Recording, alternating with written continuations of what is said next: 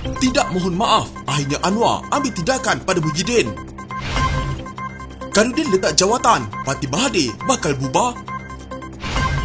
Fahmi beri amaran, Hamzah cuba scam rakyat. Ismail Sabri ucap terima kasih pada Anwar.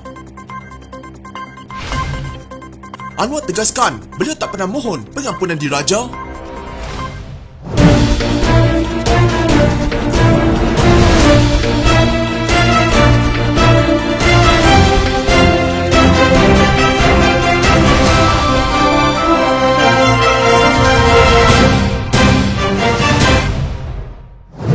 Perdana Menteri Anwar Ibrahim menyaman Presiden Bersatu Muhyiddin Yassin berhubung dakwaannya bahawa Anwar menerima 15 juta ringgit daripada Kerajaan Selangor semasa berkhidmat sebagai penasihat ekonominya. Saman fitnah difailkan oleh Peguam Cara SN Nair and Partners di Mahkamah Tinggi Kuala Lumpur bagi pihak Perdana Menteri itu menuntut ganti rugi am, pampasan, teruk dan teladan daripada Muhyiddin yang dinamakan sebagai defendant. Anwar juga memohon injangsi untuk menghalang pengerusi Perikatan Nasional itu daripada terus menyebut, menulis, menerbitkan atau mengedar apa-apa kata fitnah yang disangkal atau kata-kata yang mempunyai kesan sama atau serupa. Pada 7 Disember, Anwar mengeluarkan surat tuntutan kepada Muhyiddin berhubung perkara itu tetapi tidak mendapat maklum balas membawa kepada pemfailan saman itu. Anwar menuntut agar permohonan maaf tanpa syarat disiarkan dalam akhbar dan media pilihannya. Beliau juga meminta pampasan atas kerosakan serius terhadap reputasinya. Dalam penyataan tuntutannya, Anwar berkata kenyataan Muhyiddin itu dibuat pada 5 Disember dalam kempen bagi calon Perikatan Nasional Azman Nasruddin di Taman Selasih Kulim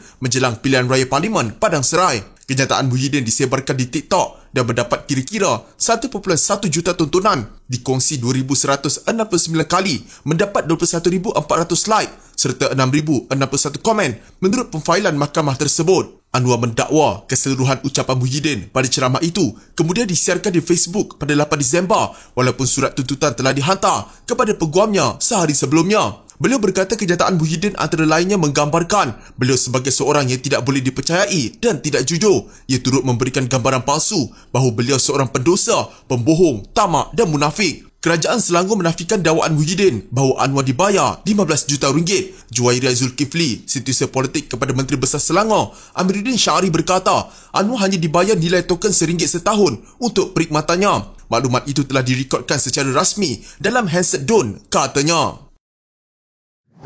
Ketua Parti Pejuang Tanah Air Wilayah Persekutuan, Datuk Seri Khairuddin Abu Hassan mengumumkan peletakan jawatannya berkuat kuasa serta-merta. Beliau berkata keputusan itu diambil selepas hilang keyakinan dengan kepimpinan Presiden Parti, Datuk Seri Mukris Mahathir, susulan peletakan jawatan Pengerusi Pejuang Tun Dr. Mahathir Mohamad pada 15 Disember lalu. Mukris tidak mempunyai kualiti kepimpinan seperti bapanya serta tidak mampu untuk memimpin parti, katanya kepada Berita Harian. Sabtu lalu, Dr. Mahathir yang juga bekas Perdana Menteri berundur daripada jawatan pengerusi parti itu namun masih kekal sebagai ahli pejuang. Seminggu sebelum itu, Ketua Pejuang Muda Dr. Abu Hafiz Salihuddin meletakkan jawatan selepas mengambil kira pelbagai pertimbangan termasuk rasa bertanggungjawab atas prestasi buruk parti itu pada pilihan raya umum ke-15 lalu. Khairuddin berkata beliau juga meletakkan jawatan sebagai Ahli Majlis Eksekutif Pusat MEP berkuat kuasa serta-merta dan pembubaran Ahli Jawatan Kuasa Majlis Pimpinan Negeri MPN Wilayah Persekutuan.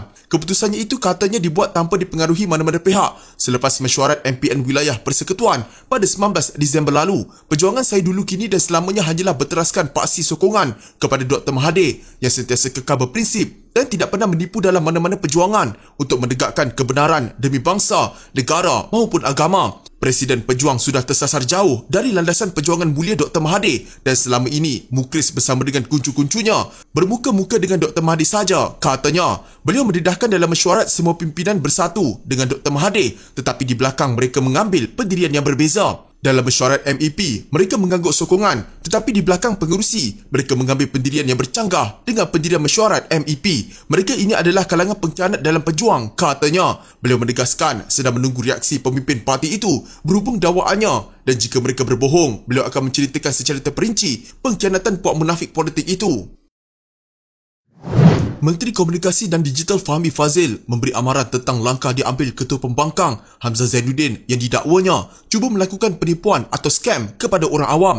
Kenyataan itu dibuat susulan ucapan Ahli Parlimen Larut itu yang mengaitkan Perdana Menteri Anwar Ibrahim dengan aktiviti homoseksual yang dilaporkan suatu media asing. Dalam ucapannya, Hamzah memetik laporan berita Itali yang dikenali sebagai Agenzia Nova. Kata Fahmi, dia menyangka Hamzah mengaitkan Anwar dengan tuduhan tersebut dengan memetik laporan agensi berita yang dikenali seperti BBC atau New York Times. Agenzia Nova dari Itali yang Hamzah petik ini, website apa? Ada kredibilitikah? Capnya di Twitter malam tadi. Ahli Parlimen Lembah Pantai itu juga menyertakan laporan Reuters Institute for the Study of Journalism yang menyenaraikan laman sesawang berita yang paling banyak dibaca rakyat Itali. Guess what? Agenzia Nova langsung tak ada dalam senarai ini, tambah Fahmi. Dalam ucapan berasingan, Fahmi turut melampirkan tangkap layar perbualan dia bersama seseorang yang tidak didedahkan identitinya melalui aplikasi WhatsApp. Orang yang tidak dinamakan itu mendakwa mereka sendiri tidak pernah mendengar tentang portal berkenaan walaupun sudah berada di Itali selama 33 tahun. Hati-hati, Hamzah nak scam. Rupa-rupanya orang Itali pun tak pernah dengar nama Agenzia Nova ini, katanya. Semalam Hamzah mendesak Anwar agar menyaman agensi berita berkenaan kerana mengaitkan Ahli Parlimen Tambun berkenaan dengan amalan homoseksual.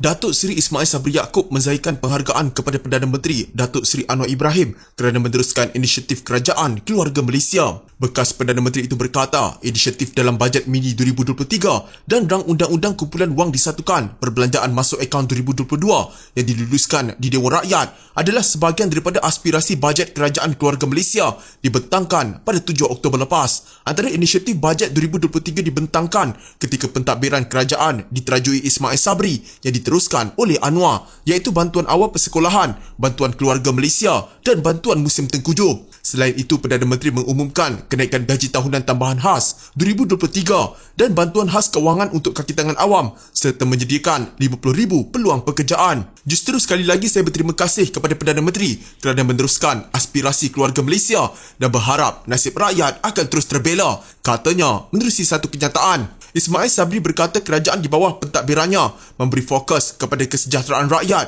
dan kemakmuran ekonomi negara serta mengambil kira semua aspek, khususnya untuk membela golongan B40 dan sebagai persediaan menghadapi ketidaktentuan ekonomi yang diramalkan berlaku tahun depan. Malah kerajaan terdahulu juga berusaha sedaya upaya memastikan kos sara hidup rakyat tidak melambung tinggi, katanya. Beliau berkata antara usaha kerajaan keluarga Malaysia untuk meringankan beban rakyat termasuk tidak menaikkan tarif elektrik di Semenanjung dengan menanggung kos sebanyak 5.8 bilion ringgit dan memberikan subsidi 1.2 bilion ringgit kepada penternak untuk tidak menaikkan harga ayam serta telur. Anwar Ibrahim menegaskan dia tidak pernah memohon pengampunan diraja daripada Sultan Kelantan Sultan Muhammad Kelima yang menjadi Yang di-Pertuan Agong pada 2018. Sebaliknya, kata Perdana Menteri ke-10 itu, pengampunan tersebut adalah inisiatif daripada Agong sendiri. Kata Anwar, tindakan tersebut diambil Sultan Muhammad Kelima itu kerana menyifatkan pemenjaraannya sebelum ini sebagai travesty of justice atau pelanggaran prinsip keadilan. Saya tidak mohon pengampunan kerana saya dihukum. Yang ambil inisiatif memberikan pengampunan itu adalah Agong yang menelefon saya dan ini saya sebut kepada umum sebelum ini. Semasa saya di rehab center, menyatakan bahawa baginda akan memberikan pengampunan penuh kerana jelas ia satu travesty of justice, kata Anwar memberitahu Dewan Rakyat hari ini. Anwar dijatuhi hukuman penjara 6 tahun kerana rasuah pada April 1999 dan 9 tahun lagi pada Ogos 2000 atas sabitan tuduhan liwat. Pada Februari 2015, Anwar dipenjarakan sekali lagi selepas sabitan kes liwat kali kedua dikekalkan oleh Mahkamah Persekutuan. Dia menjalani hukuman 3 tahun sebelum menerima pengampunan diraja berikutan kejayaan Pakatan Harapan pada PRU14 pada Mei 2018. Mengulas lanjut, Anwar yang juga Ahli Parlimen Tambun meminta pihak yang terus-menerus mempersoalkan pengampunannya agar bertemu sendiri dengan Sultan Kelantan bagi mendapatkan pengesahan. Saya harap ahli-ahli yang berhormat daripada Kelantan khususnya boleh menghadap Sultan Kelantan, Sultan Muhammad Kelima yang ketika itu menjadi Yang di-Pertuan Agong, katanya.